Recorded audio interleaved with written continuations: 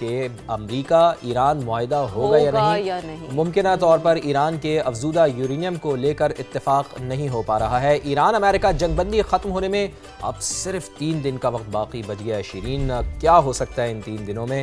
اس کا اندازہ ابھی نہیں لگایا جا سکتا، لیکن مذاکرات کی کوششیں البتہ ضرور کی جا رہی ہیں۔ دوسرے راؤنڈ کی تاریخ بھی ابھی تک طے نہیں ہو سکی ہے۔ صدر ڈونلڈ ٹرمپ کی زیر صدارت وائٹ ہاؤس کے سچویشن روم میں اعلیٰ سطح کا البتہ اجلاس ضرور ہوا ہے۔ بالکل، اور آبنہ ہرمز کی تازہ ترین صورتحال اور ایران سے مذاکرات پر تبادلہ خیال کیا گیا اس سچویشن روم کے اجلاس میں۔ بہت اہم اجلاس یہ تصور ہوتا ہے جب بھی اس طرح کے وارفیئر کے سینیریوز ہوتے ہیں۔ ظاہر ہے اس میں اہم فیصلے لیے جاتے ہیں، جو اہم اپنی پوزیشنز ہیں، جو اہم اپنی سچویشنز ہیں، اسے انالائز کیا جاتا ہے، اور ملٹری کے تناظر میں بھی بہت اہم فیصلے لیے جاتے ہیں۔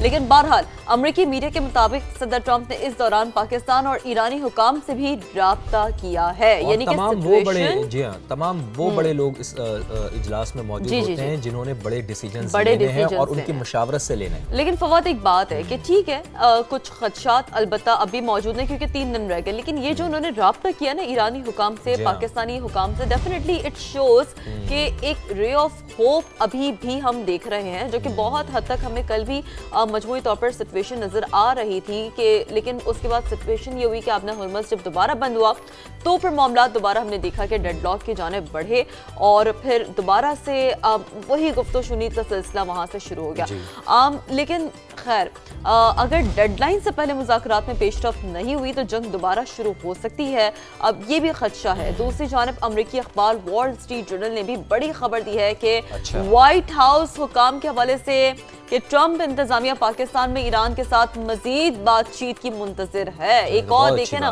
ہوپ فل خبریں آ رہی ہیں نا وائٹ ہاؤس، یعنی کہ ایک اچھا شگن سامنے آ رہا ہے کہ مزید ایک ہوپ فلنس نظر آ رہی ہے کہ مزید اس حوالے سے بات چیت اور امید ہے کہ ایران کے ساتھ مذاکرات میں چند دنوں میں اہم پیش رفت ہو۔ رپورٹ کے مطابق ڈونلڈ ٹرمپ نے خارگ آئی لینڈ پر کنٹرول حاصل کرنے کی تجویز بھی مسترد کر دی ہے۔ چلیں جی، یہ بھی ایک اچھی بات ہے۔ امریکی صدر نے ایسے کسی بھی منصوبے کی مخالفت کر دی ہے جس میں امریکی فوجیوں کو خطرہ ہو۔ ڈونلڈ ٹرمپ کا موقف ہے کہ خارگ جزیرے پر کنٹرول حاصل کرنے کے لیے جانے والے امریکن فوجی آسان ہدف بن سکتے ہیں۔ یہ ایک اچھی بات ہے کہ امریکہ کے پریزیڈنٹ کو یہ بات اب سمجھ میں آئی ہے کہ یہ اتنا آسان نہیں ہوگا۔ جس طرح کہ یہ جب جنگ چل رہی تھی تو اس میں کہا جا رہا تھا کہ خارگ آئی لینڈ کے اوپر امریکن ٹروپس اتر سکتے ہیں اور وہ اس پر قبضہ کر سکتے ہیں، لیکن اب کم از کم امریکی صدر ڈونلڈ ٹرمپ یہ کہہ رہے ہیں کہ وہ ترنے والا ثابت ہو سکتے ہیں، اسی وجہ سے اپنے فوجیوں کی سیفٹی کے لیے پہلے بھی ہم نے دیکھا ہے نا کہ وہ چیزیں پھر بہرحال امپیکٹ کرتی ہیں۔ لیکن اس میں جو ہے نا شیرین، ایک چیز ہے کہ ہمیں اسرائیل کا کردار، چونکہ اسپوائلر کا کردار وہ ادا کر رہا ہے، تو اس کو ہمیں نہیں بھلانا چاہیے، چونکہ وہ ڈیفینیٹلی امریکن پریزیڈنٹ کو کے اوپر پریشر دیتے ہیں۔ پھر امریکہ چاہ رہا ہے معاملات سارٹ آؤٹ ہوں، امریکہ کی جو تجاویز ہیں پھر کچھ اسرائیل لے آتا ہے کہ یہ مزید تجویز ایڈ کر دیں، بٹ بہرحال لیٹس سی آگے معاملات، چونکہ بڑا سینسٹیو ایک معاملہ ہے، ہر لمحے ایوالو ہو رہی ہے سچویشن، لیکن ہم آپ کو اپڈیٹڈ رکھیں گے اس حوالے سے۔ آگے تھوڑا سا بڑھتے ہیں، اور جیسے کہ ہم امریکہ ایران کے معاملے پر تو بات کر ہی رہے ہیں، لیکن فی الحال آگے بڑھتے ہوئے ہم کہاں جا رہے ہیں جی؟ بالکل، جنت نظیر وادی کشمیر سے، جہاں نیلم ویلی میں لینڈ سلائیڈنگ کے باعث پھنسنے والے سیاحوں کو ریسکیو کر لیا گیا ہے۔ اچھی بات ہے۔ بارش کے دوران شیخ بیلا میں سیاحوں کی 30 گاڑیاں پھنس گئی تھیں۔ کیا ایکچوئل صورتحال ہے وہاں پر؟ ہمارے نمائندے امیر الدین مغل ہمارے ساتھ موجود ہیں۔ امیر الدین مغل، جو سیاح یہاں پر آئے تھے سیاحت کے لیے، ان کو ریسکیو کر لیا گیا ہے؟ کسی قسم کی کوئی پریشانی تو نہیں ہے، کوئی خطرناک بات تو نہیں ہے ابھی یہاں پر؟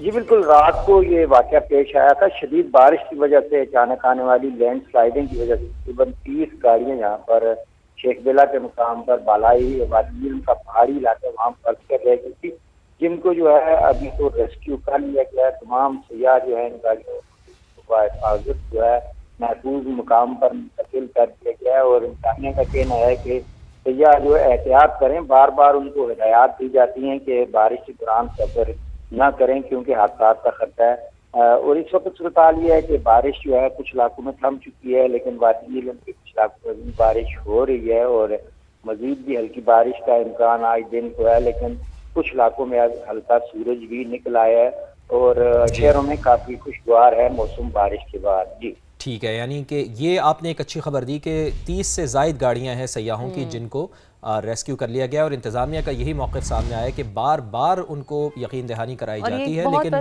सयाह ज़ाहिर है अपने शौक़ में वो यहाँ पर आगे बढ़ जाते हैं। वो तो है, लेकिन ये अच्छी बात है ना कि देखिए अगर खुदा न ख्वास्ता इस तरह का कुछ हुआ भी है तो फौरी तौर पर रेस्क्यू किया गया है, किसी हादसे का सबब नहीं बना है। और डेफिनेटली टूरिज्म को हमें प्रमोट करना चाहिए, बिकॉज ये बड़ा अहम फैक्टर है और ये खुश नसीबी है पाकिस्तान की कि इतना पोटेंशियल है पाकिस्तान के पास टूरिज्म का। लेकिन जी टूरिज्म का तो मज़ा वैसे अगर आप मौसम एंजॉय करें तभी आता है ना। जी हाँ बिल्कुल, और आज मौसम बड़ा सुहाना है जनाब।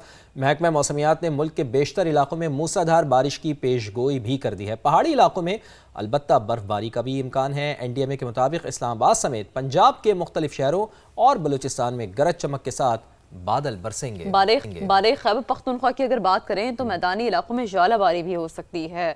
वैसे मुझे ज्वालाबारी कभी नहीं मिली है, पता नहीं क्यों मेरा और ज्वालाबारी के साथ बर्फबारी के साथ कोई कनेक्शन कभी डेवलप ही नहीं हो पाया। शीरीन अपर एरियाज जाएं, थोड़ी सी छुट्टी लें, अभी वहाँ भी खत्म हो गई है। तो गिलगित बल्तिस्तान और आज़ाद कश्मीर के जो बालाई इलाके हैं वहाँ भी बर्फबारी का इम्कान है। यहाँ मैं चली जाती हूँ, मेरा ख्याल है गिलगित की बर्फबारी देख ये तो यकीन करें खुशनसीबों को मिलती है, खुश नसीब हैं उनको वहाँ पर बर्फबारी देखने का मौका मिलता है। तो जनाब एक बड़ा अहम इशू है, इसके ऊपर भी आज हम बात करेंगे और मौसम के हवाले से तो हमने अपडेट कर ही दिया है। और जो अहम इशू है जिस पर आज हम बात करने वाले हैं वो ये है कि रिस्क का ज़िया।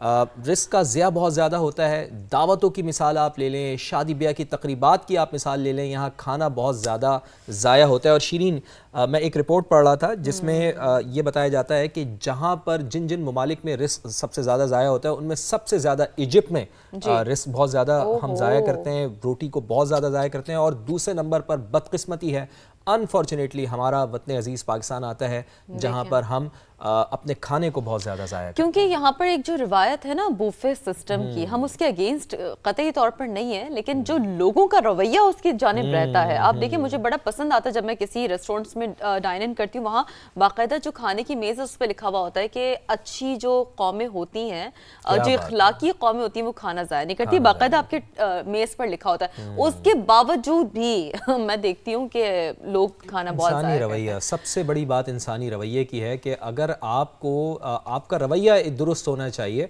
आपको ये देखना चाहिए कि जी आपने जितनी आपकी खुराक है, जितनी आपकी भूख है, उसके मुताबिक आप खाना रिफिल कर लें, सिंपल। तो कराची में तो ये हो रहा है कि शादी हॉल्स का बचा हुआ खाना मार्केट में बेचा जा रहा है। देखिए ये भी एक आई मीन आपके शहर में देखिए क्या कुछ हो रहा है। देखें मेरे शहर में ये आज से नहीं हो रहा है, ये बहुत पुरानी एक रिवायत कायम है, ये बहुत पहले से चल रहा है। चलें लेकिन इसको दोबारा से आपको दिखाते हैं कि औरंगी टाउन और अतराफ में स्टॉल्स लगाकर खाना फरोख्त किया जा रहा है एक बार फिर से। और ये इतने अरसे से चल रहा है, इसको रोका क्यों नहीं जा रहा और इसकी क्या वजूहात हैं, इस पर रिपोर्ट कर रहे हैं हमारे नुमाइंदे ज़ीशान मुगल। कराची में शादी हॉल्स में बच जाने वाला खाना फरोख्त होता है।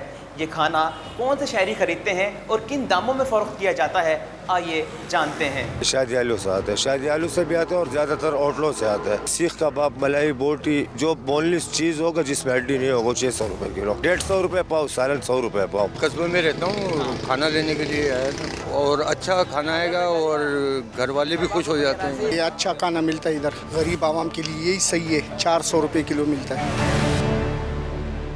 महंगाई के इस दौर में आम शहरी के लिए ये खाना ख़रीदना इंतहाई मुश्किल है, लेकिन मतवसत तबके से ताल्लुक़ रखने वाले अफराद के लिए ये एक नेमत है। कैमरामैन मोहम्मद कामरान के साथ ज़ीशान मुगल, समा, कराची।